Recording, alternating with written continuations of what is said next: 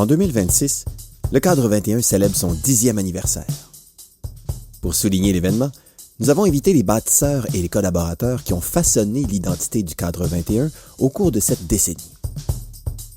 Lors de cette soirée retrouvailles dans nos espaces à Montréal, j'ai profité de l'occasion pour m'asseoir au micro avec plusieurs d'entre eux pour plonger dans différentes dimensions de ce projet novateur.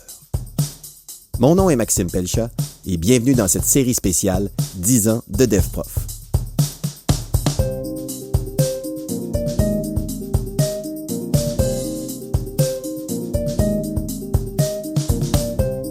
Dans ce troisième épisode, je discute avec Geoffroy Garon, expert des badges numériques, qui a apporté l'innovation technologique permettant de reconnaître les apprentissages dans le design pédagogique du Cadre 21.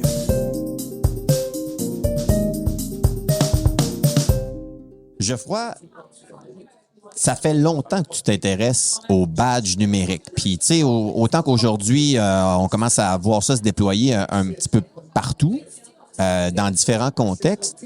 Quand tu as commencé à t'y intéresser, c'était vraiment quelque chose de marginal. Bien, c'était nouveau. En 2014, j'ai découvert, moi, les badges. Je m'intéressais à démarrer un doctorat. En 2015, j'ai pu commencer mon doctorat sur ce sujet-là et démarrer en même temps une entreprise pour implanter. Donc, c'est beaucoup en recherche, implantation, ou recherche-action qu'on appelle. Puis, c'est vraiment une technologie qui a été née en 2011. Là, le standard, derrière tous les badges, là, il y a un standard technologique qui s'appelle Open Badges qui permet d'avoir une structure de génération de diplômes numérisés ou de badges qui sont standards, donc transférables d'une plateforme à l'autre. Donc, c'était le premier principe. Mais ça mène aussi ce qu'on a fait au Cadre 21 à un design pédagogique innovateur, de pouvoir réfléchir à la fin, on va recevoir ceci. Donc, comment on peut rétroactivement structurer le contenu pour l'atteindre. Et tout ce découpage-là, ben c'est encore le même modèle à Cadre 21 après 10 ans. J'en suis très fier avec l'équipe qu'on a mis au début pour le faire ici. Parce que quand tu t'étais intéressé à ça, avais-tu vu des exemples qui étaient un peu dans ce principe de design pédagogique, là, qu'on pourrait dire, basé sur la Renaissance? C'est un projet américain à la base, le standard. Entre autres, la Fondation Mozilla était un des souteneurs. Il y avait eu déjà des premières tentatives, plusieurs projets d'expérimentation aux États-Unis par une fondation. Puis par la suite, il y a eu comme déjà un retour. Et là, il y a eu une explosion dans d'autres pays dans le monde qui ont voulu tester cette approche-là. Et c'est là qu'on est arrivé, nous, au Québec et au Canada, à essayer de rentrer cette innovation-là dans nos pratiques pédagogiques. Et donc, oui, c'était une deuxième génération de financement. Puis il y avait une vraie effervescence mondiale en 2015, 16, 17 à peu près. Puis après ça, ben là, ça s'est développé. Puis toute technologie qui existe là, dans le fameux Hype Cycle là, de Gartner, il y a toujours une montée très fulgurante. On était dans le buzz, là, c'était en 2015. C'était vraiment ça. Puis là, on a été en consolidation durant plusieurs années. Et là, mondialement, il y a beaucoup de pays qui l'utilisent, beaucoup de contextes académiques, entreprises dans plein de pays. Peut-être un peu moins, malheureusement, au Canada et au Québec, mais ce n'est qu'une partie remise. Ça a une belle historique. Puis, il y a maintenant des universités au Québec qui s'intéressent à l'implanter de différentes façons. Mais Cadre 21 est vraiment un pionnier et a montré la voie du volet technique, mais aussi du volet pédagogique que ça permet les badges numériques. Fait que c'était intéressant, dans le fond, d'avoir comme un petit laboratoire pour designer, dans le fond, de passer de la théorie ou du moins d'exemples externes à essayer de le contextualiser avec un cas réel où est-ce qu'il y avait des besoins. Puis, tu sais, somme toute, c'est quand même intéressant parce que c'est dans le domaine de l'enseignement, de l'éducation, de la formation aussi. Fait que on est comme dans l'apprentissage avec des gens qui travaillent là-dedans aussi. Il y a quelque chose d'intéressant là-dessus. Là. Oui, tout à fait. Et ça s'insère maintenant vraiment dans une approche d'apprentissage tout au long de la vie. Ça vient la numérisation des diplômes. Le mot badge a changé dans sa structure. On parle beaucoup de micro-certification. Ou d'accomplissement. Le badge est une manière d'accomplir, mais parce que pour se connecter au diplôme classique dans nos mondes académiques traditionnels, il y a comme une espèce de mixité, d'hybridation qui arrive. C'est la même technologie derrière. C'est ça le plus important. Le nom peut évoluer, mais l'idée de pouvoir documenter un contenu, qu'est-ce qu'on a appris, les critères, l'associer, à l'aligner avec un référentiel qui mène à un emploi, tout ce passage de l'éducation au monde du travail, ben les badges, ça reste des vieux... Je me rappelle quand j'avais été en Floride en 2018 à des colloques, c'était très populaire aux États-Unis, puis on parlait déjà de faire l'alignement entre le marché du travail et les besoins de formation. Mais notre modèle québécois ou canadien est beaucoup plus, on prend la formation, puis on mène au marché du travail. Donc, la commercialisation est différente. Peut-être pour ça que c'est pas autant valorisant ou valorisé ici. Mais on a des beaux joueurs. Il y a aussi, je tiens à souligner, il y a le récit aussi, le campus récit qui utilise des badges. Une autre technologie pour les générer, qui est Moodle, qui est un peu plus limitée que celle qui existe ici au Cadre 21, qui est une technologie beaucoup plus représentative de générer des preuves associées, des liens, des identités. Mais le standard évolue encore. On est rendu à la version Open Badge 3.0. Cadre 21 a la plateforme la plus avancée là, en termes de technologie existante au Québec.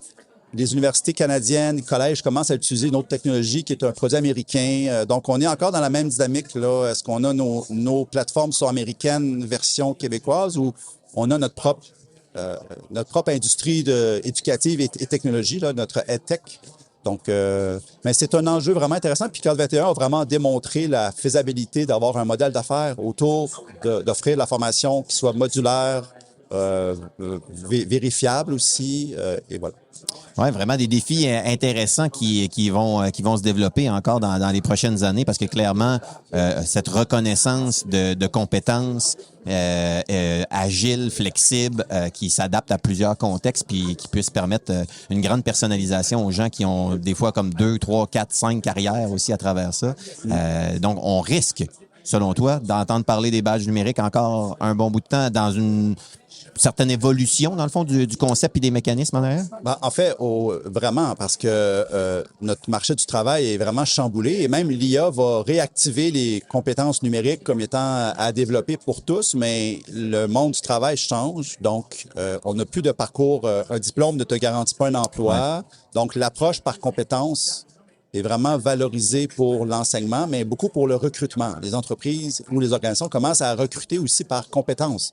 Donc, c'est pas une ligne dans un CV qui valide que tu as une compétence. Donc, il faut trouver une manière de plus aller vers le portfolio électronique, mais c'est un vieux concept même, ça, oui. le portfolio, mais un portfolio qui soit retraçable par les algorithmes, par des IA, en fait, qui font le pont entre des RH qui recrutent et des organisations qui forment les gens à différentes compétences.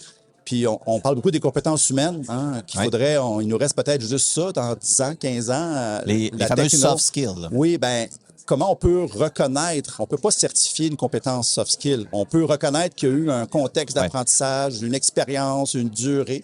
Et c'est là toutes les métadonnées, là, l'information qu'on vient enchasser dans un badge, c'est-à-dire qu'on vient encrypter puis mettre des métadonnées. Et c'est ça qui va valoriser ce qu'on fait et non pas j'ai fait un diplôme, j'ai 45 heures de cours, voilà, merci. On n'a pas la fameuse découvrabilité dans le monde de la culture. Bien, dans le monde de l'apprentissage, il faut avoir de la découvrabilité de nos compétences aussi. Vraiment intéressant. En tout cas, pour des personnes comme nous, dans l'équipe du Cadre 21, qui travaillent les deux mains dans le développement professionnel, on a l'impression d'être dans un créneau qui ne cesse de générer des nouveaux besoins, puis des besoins concrets. Là. On n'est pas dans du théorique, on est vraiment dans du pratique. Ouais. Et l'idée des badges, puis l'entreprise maintenant que j'ai aussi, notre phrase slogan, c'est rendre visible l'incroyable. Puis on l'a choisi parce que justement, apprendre, c'est incroyable. À tous les niveaux. C'est ça qui fait que l'homme est l'homme, là, ou la femme aussi, là, mais dans le sens, au sens large. Puis pour moi, rendre visible, c'est ça l'outil. Mais ça rend visible avec une consistance, une pertinence, une traçabilité, une valorisation. Puis souvent, l'élément qu'on parle moins quand on parle des badges, c'est que la personne qui l'a obtenu, elle peut se raconter l'histoire qu'elle a appris plus tard parce qu'elle a l'information, qu'est-ce qu'elle a fait, qu'est-ce qu'elle a vécu. Donc, on vient vraiment cumuler un parcours d'apprentissage. Puis, c'est transparent parce que ça se connecte plus facilement vu que c'est numérisé et non pas dans un diplôme papier. Voilà. Très inspirant. Merci beaucoup, Geoffroy. Merci.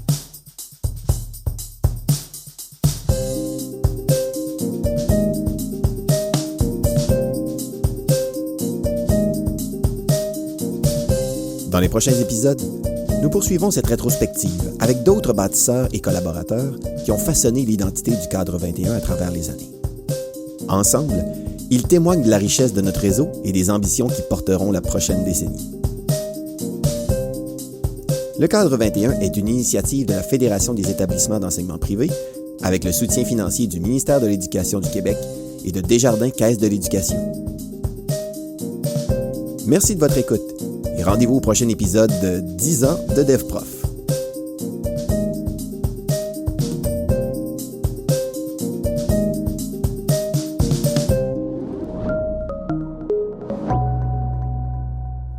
Mon DP Continu est membre de Balado Pédago, une communauté dynamique de professionnels de l'éducation qui partagent une vision commune.